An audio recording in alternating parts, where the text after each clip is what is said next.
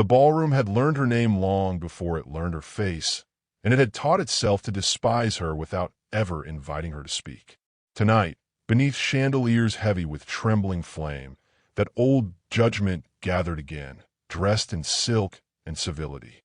The air smelled of beeswax and winter roses, polished floors reflecting gowns like softened mirrors, while the orchestra tuned its instruments with deliberate patience.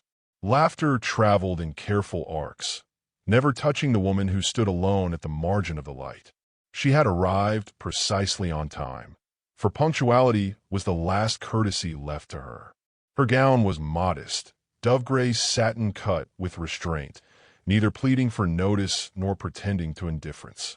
Gloved hands folded calmly at her waist, she watched others assemble into small, glittering constellations. Faces tilted together. Fans fluttered like nervous wings. When eyes found her, they slid away, as though recognition itself were impolite. There were reasons, of course. There were always reasons. They lived in murmurs, in pauses that stretched a moment too long, in the way a gentleman's bow halted just shy of invitation. She had once belonged here, once danced until her slippers thinned and her laughter rang without fear. Years had passed since then, years lived in quiet rooms and unanswered letters, until solitude became a discipline rather than a wound.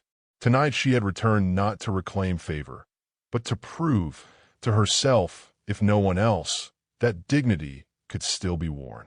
A matron near the refreshment table leaned toward her companion, voice lowered to the polite hush reserved for cruelty. A smile followed, brittle and bright. The woman at the edge of the floor did not flinch.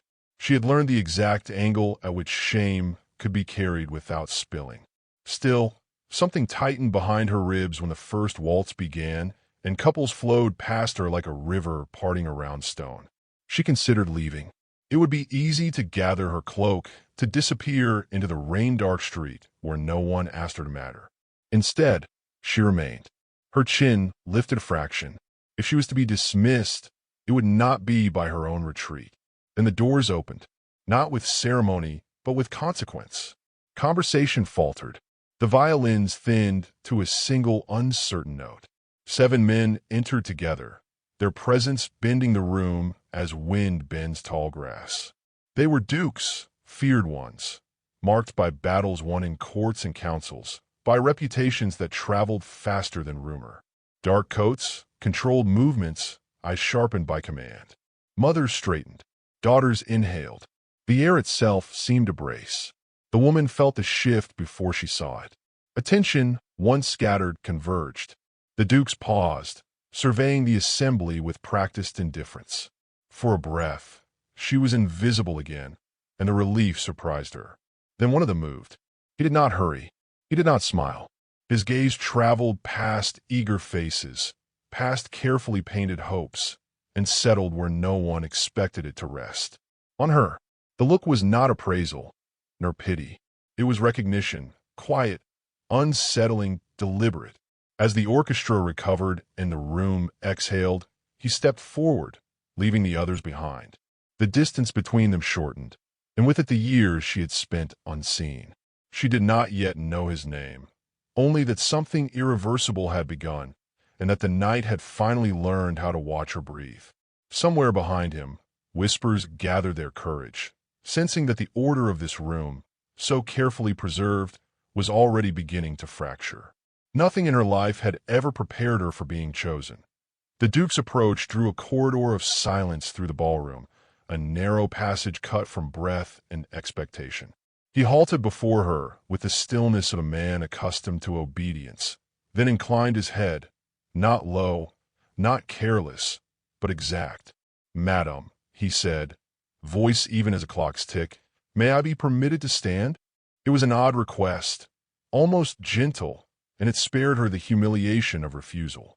She inclined her head in return, granting him the space beside her chair, and felt the room lean closer. He did not offer his arm, nor did he glance toward the dance floor. Instead, he produced a small ivory card, already creased with names, and with a gloved finger marked a single line beside the final waltz. "If it pleases you," he murmured, I would reserve this. The card trembled once, not from his hand, but from the meaning it carried. A token so slight it could be dismissed, and yet so public it could not be ignored. Around them, civility curdled. A mother's smile stiffened. A debutante's laugh rang too loud, then died. The other dukes watched without comment, their faces unreadable, as though this, too, were a contest worth observing. The woman felt heat rise along her neck, the old reflex of shrinking, but she forced herself to meet the duke's eyes. They were gray, steady, and unafraid of what they invited. "I accept," she said, surprised by the firmness of her own voice. The words were small, but they struck the floor like dropped glass. He replaced the card, bowed once more, and withdrew to the edge of the room, leaving her with a choice already made. The orchestra resumed, yet the music could not mend what had torn. Whispers gathered shape and direction. A lady near the columns tilted her chin, letting judgment sharpen her profile. "He does not know," she said softly. "He will." Another answered with a sigh rehearsed for sympathy. The woman at the center felt their speculation press against her back like cold air. A server approached with a silver tray, eyes darting, and offered her a glass she had not requested. She declined with thanks, aware that kindness, too, could be a stage. Across the room, the Duke remained where he had stopped, speaking briefly to one of his companions. He did not look toward her again, as though to do so would cheapen the promise he had made. When the next set ended, a figure intercepted her path. The woman wore rose silk and a smile honed by success. "How brave of you," she said, words lacquered with sugar, "to accept what you cannot keep." The insult slid cleanly practiced. Heat flared, then steadied. "I keep what is given," came the reply, calm as folded linen. The rose silk smile thinned. Applause rose for a new tune, but it carried an edge. The woman returned to her place, pulse counting time. She understood now the cost of being seen. The token had shifted her from absence into argument, and the room would demand payment. Across the floor, the Duke turned at last, meeting her gaze as if to confirm the wager. The final waltz waited, patient and dangerous, and the space between them felt suddenly crowded with consequences. She breathed slowly, counting the chandeliers, the candles, the eyes. Somewhere beyond the velvet doors, rain waited to erase mistakes. If he failed to return, she would endure. If he did, the room would remember her forever. The music gathered itself, preparing to choose between pride, peril, mercy, and desire tonight. The Duke's presence lingered like a shadow at the edge of her awareness for the remainder of the set. She had watched him, measured him, imagined the weight of his life pressing against his every gesture, and yet she had not dared hope for intimacy beyond a polite acknowledgement. When the orchestra paused and the chatter softened into murmurs, she found herself stepping into the narrow antechamber at the side of the ballroom, guided by neither plan nor expectation, but by the subtle lift of a hand that promised discretion. The air here was cooler, scented faintly with lavender and the faint musk of winter coats, and the soft glow of a single sconce cast long, deliberate shadows across the carved panels. The ballroom's chaos had not followed her. The chatter had become distant, hollow, a reminder that the world could exist without her, if it chose. He awaited her, leaning lightly against the archway. Even in the dimmer light, the authority in his posture was palpable, but softened by something that made it possible to approach him without fear.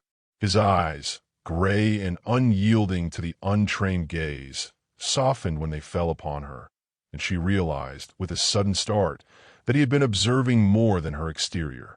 He had been reading the spaces between her breaths, the careful containment of her hands, the subtle restraint in her expression. "Madam," he began, voice low enough that the walls themselves might blush at the sound, "I hope the intrusion is tolerable." There was no arrogance in the question, only the quiet vigilance of a man who understood the value of permission. She inclined her head. "It is welcome," she admitted, and the words surprised her with their own honesty. The ease of them felt foreign after years of measured speech, of speaking only what was necessary to survive. He straightened, allowing a fraction of the shadow to fall across his face, and she saw, as though glimpsed through fog, a loneliness she recognized as mirror to her own. "You have been absent from gatherings such as these," he said carefully, "and yet the room seems unable to forget you." His voice carried no judgment, merely acknowledgement. She swallowed, the familiar sting of old shame prickling her skin. "It does not remember me kindly," she murmured, thinking of years when her absence had been noted only to whisper scandal, when her presence had been measured with thinly veiled contempt. He nodded. "I see. And yet, here you stand, despite the weight of memory and expectation. Why?" His question was not rhetorical. It demanded a truth she had not allowed herself to admit aloud.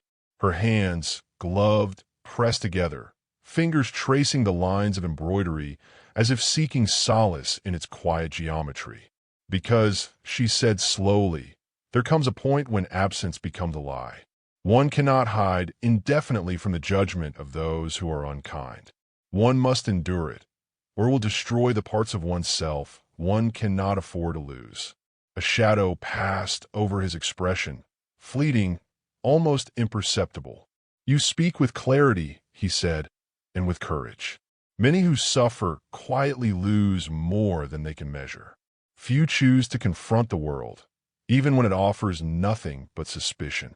The words warmed her, not for the comfort they gave, but because they recognized the cost she had paid in solitude. The silence that followed was not awkward. It was intentional, the kind of silence that permits thought to settle like fine dust. She dared to study him, noting the faint crease at the corner of his eye, the restless curl of his gloved fingers, the almost imperceptible hesitation in his breathing that betrayed his own inner struggle. He was a man accustomed to command. Yet here, in this fragile, candlelit space, he revealed restraint, the willingness to allow her voice to claim space before his own. Finally, he spoke again, softly. "Do you ever regret it?" The question hovered between them. Regret, an indulgence neither could afford in the presence of others. Yet here it was offered freely, a bridge across the loneliness that separated them. "Sometimes," she admitted, "but it is fleeting. I have learned to carry the consequences of being seen for what I am, rather than what they expect me to be." There was pride in the admission, quiet and deliberate, but also vulnerability she had not shared with another soul in years. He stepped closer, not enough to crowd, but enough to shorten the air between them. "And what they expect," he said, voice a mere whisper, "will never define the measure of a woman worth noticing." His words trembled on the cusp of confession, soft as the hush of falling snow beyond the window panes. And for the first time in years, she allowed herself to believe that dignity might intersect with desire. Her chest tightened with the recognition of being seen, truly seen, for the first time in what felt like a lifetime. And in that moment, she understood that the evening, which had promised only humiliation and whispered judgment, had delivered a possibility she had not dared imagine. He had not offered rescue, nor flattery, nor false protection. He had offered acknowledgement, the rarest and most dangerous gift of all. "Why do you stay?" she asked, almost breathless, as if fearing that speaking aloud would shatter the fragile trust between them. He looked past her, across the flickering shadows, eyes alight with a quiet intensity. "Because I see you," he said simply, "and I will not look away." The sound of music drifting back into the antechamber reminded them both of the ballroom beyond, of the eyes that waited, of the consequences that would follow.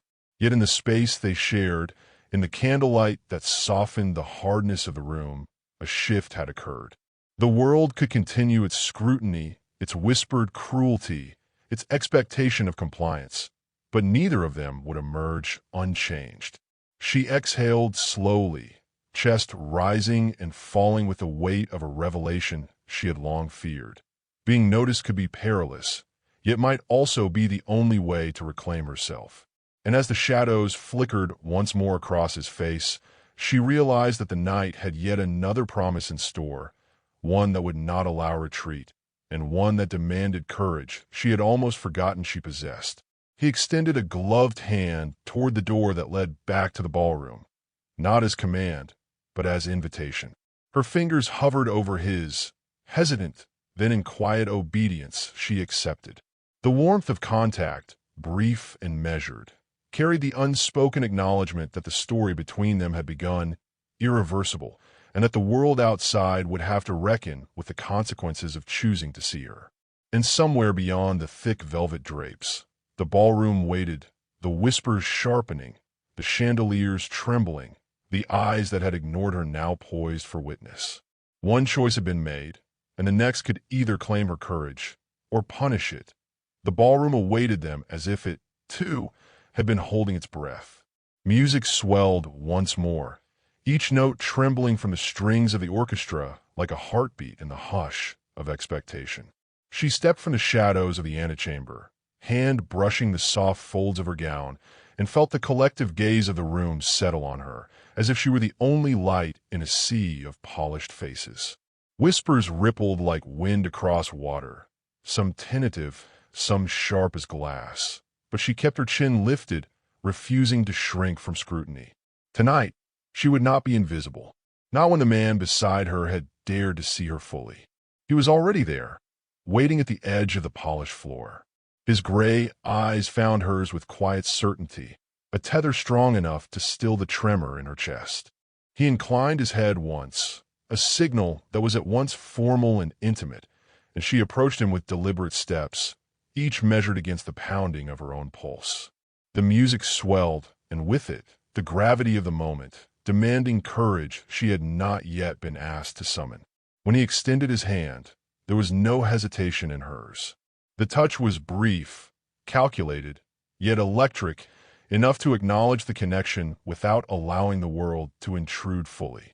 And then, as the orchestra's strings gathered into a rising crescendo, he led her to the center of the floor.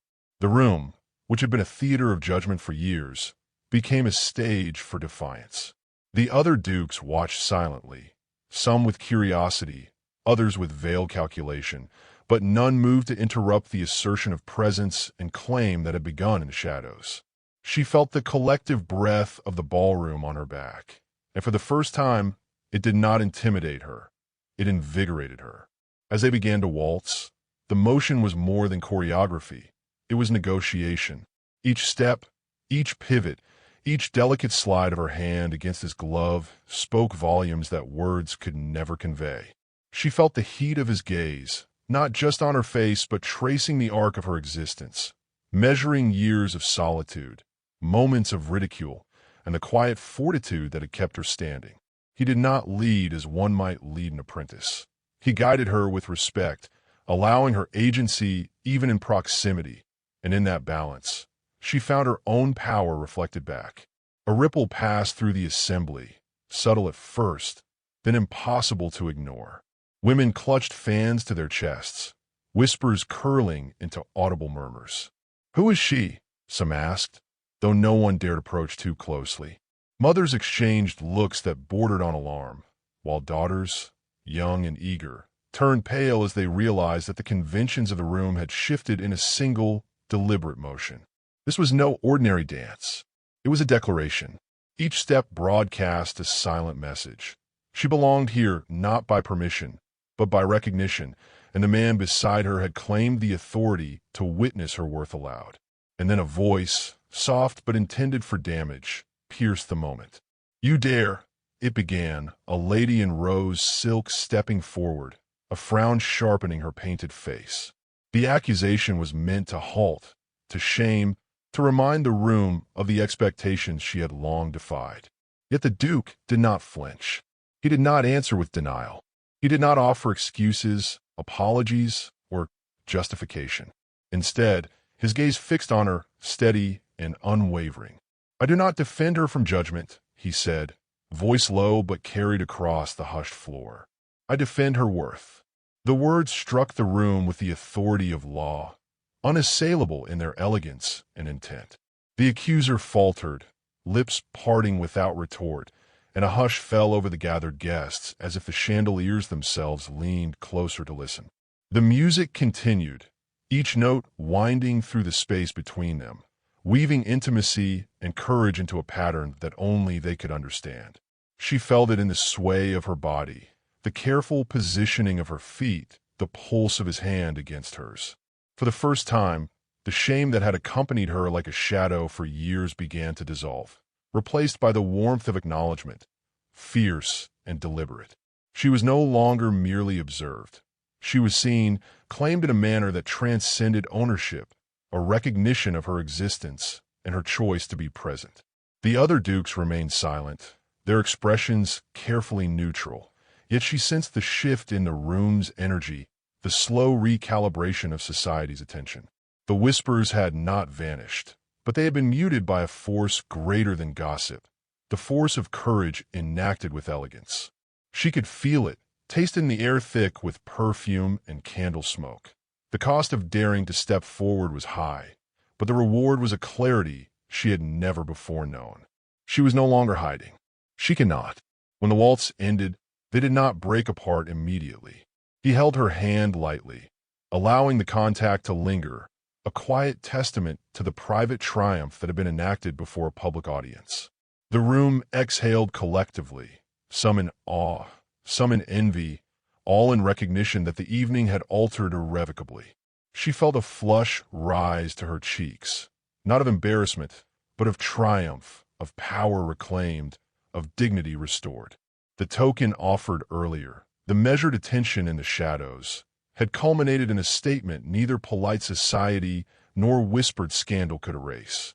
Finally, he released her hand, bowing with an exactitude that balanced reverence and command. "Madam," he said, voice carrying across the polished floor, "the night is ours to shape, if we dare." She inclined her head, aware that courage and fear coexisted in equal measure, but certain now that she would follow where he led. The whispers of the room had become background hum. The chandeliers shimmered with indifference, and the world outside, cold and imposing, awaited her return. But she had tasted a defiance that was hers to wield, a recognition that had been denied for years and could not be taken back. As they moved toward the periphery, preparing for the next set, the room watched with bated breath. She understood that the declaration had consequences. Alliances would shift, rivalries would sharpen, and scrutiny would intensify. Yet in the circle of his gaze, she found a promise more potent than fear, that some truths, once recognized, could not be undone. She had danced through humiliation, through whispered scorn, through the weight of expectation, and had emerged unbroken. The evening had not concluded. Its final judgment remained. But in that luminous moment, she realized she had already won a victory that belonged solely to her, and that the man who dared to see her fully had changed the trajectory of her life forever. And somewhere in the quiet periphery of the ballroom, beyond the reach of polite society, the remaining whispers gathered momentum once more, but she no longer feared them. For the first time, she was not simply the woman society sought to diminish. She was the woman who had been chosen, acknowledged, and seen, and the night had only just begun to understand the power of that truth. The ballroom had transformed into a theater of consequence. Candlelight flickered across polished floors, glinting in the crystal of chandeliers that trembled with the breath of the gathered assembly. Each pair of eyes was fixed on the woman who, only hours before, had been an afterthought, a shadow in the corner. She moved with measured grace, every step a quiet defiance, her dove-gray gown flowing like a river against the polished floorboards. The air hummed with anticipation, whispers curling into anxious murmurs, but she did not falter. Tonight, she was no longer invisible, and the man who had chosen to see her waited at the center of the room, the very axis around which the night now turned. He extended his hand again, his touch deliberate, a silent promise of constancy amid the storm of society's gaze. She took it, and the room collectively held its breath. The music rose, a swelling of strings and winds, carrying with it the cadence of possibility and danger entwined. Every step they took was a statement.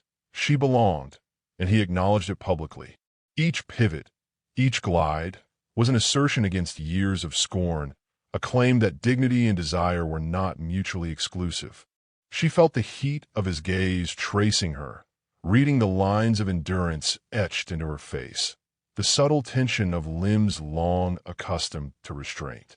And in that look, she found validation, not of beauty alone, but of survival, of strength, of being seen fully and without apology.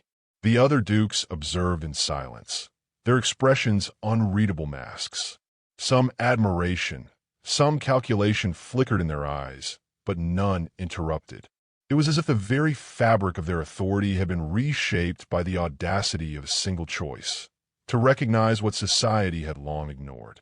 Around the edges of the room, ladies whispered, half in envy, half in disbelief.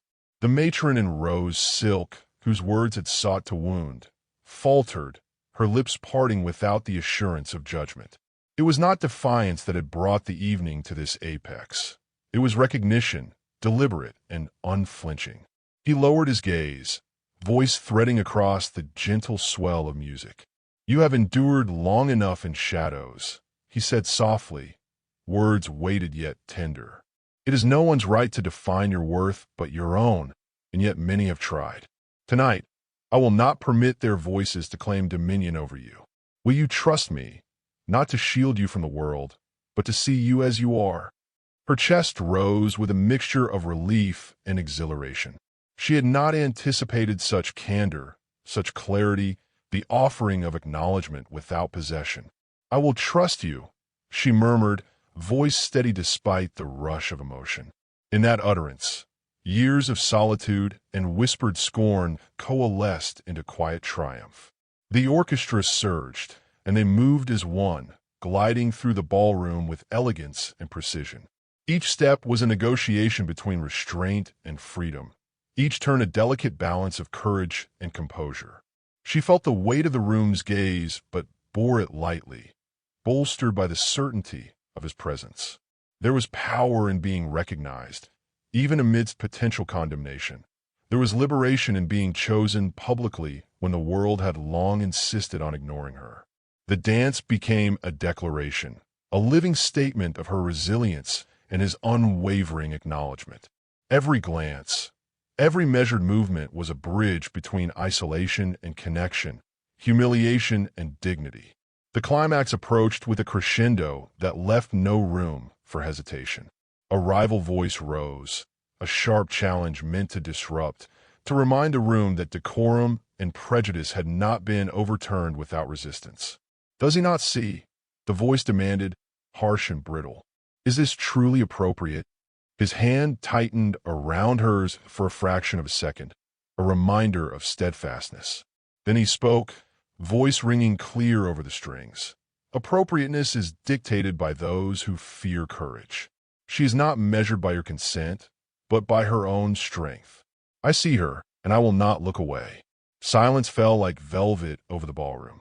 The audacity of his declaration silenced speculation, for authority had been exercised not with arrogance, but with reverence. The dance ended not with a bow, but with a pause that stretched the moment into eternity. They faced each other, breath mingling with the warmth of candlelight, hearts synchronized in unspoken understanding. The room waited, poised on the edge of convention, yet powerless to unseat the truth displayed before them. Her pulse had steadied into a rhythm that carried not fear, but pride. For the first time, she understood the potency of being fully acknowledged, the intoxicating clarity of recognition that required no apology, no pretense, no concession. The man beside her had transformed the evening, not through gift or grand gesture alone, but through the courage to see, to act, and to insist upon seeing clearly. Finally, he released her hand, bowing with the elegance of a man who understood the balance between power and tenderness. "The night," he said, voice gentle yet resonant, "does not dictate our choices. We do." She inclined her head, feeling the weight and lift of those words. Beyond the chandeliers and whispering guests, the world awaited their return, yet nothing outside could undo the assertion they had made. She had been seen, chosen, and honored in a manner that surpassed expectation, beyond the reach of whispered judgment. They retreated toward the periphery together, each step deliberate, a quiet defiance in motion. The ballroom remained a witness to transformation, yet she no longer feared it. Society could murmur, could speculate, could attempt to assert its authority, but she had tasted recognition and dignity, and nothing could erase it. The Duke's presence beside her was steady, a promise not of ownership, but of unwavering acknowledgement. It was a new beginning, not cloaked in romantic illusion alone, but grounded in respect, courage, and the knowledge that being seen fully could reshape the trajectory of a life long obscured. As they paused at the edge of the room, the final strains of music fading into quiet applause, she allowed herself a private exhale, the first in years unaccompanied by caution. The room would remember her, perhaps even resent her, but she had reclaimed herself. The Duke's eyes held hers, steady, affirming, and in that exchange, she understood something profound. She was no longer the woman society dismissed. She was the woman who had been chosen, who had endured, who had been seen, and whose story had irrevocably begun to unfold. Beyond the velvet curtains, the night waited with rain-slicked streets and silent expectation. But she no longer feared the world outside, for the world inside had already been transformed, and one daring gaze had ensured that nothing would ever render her invisible again.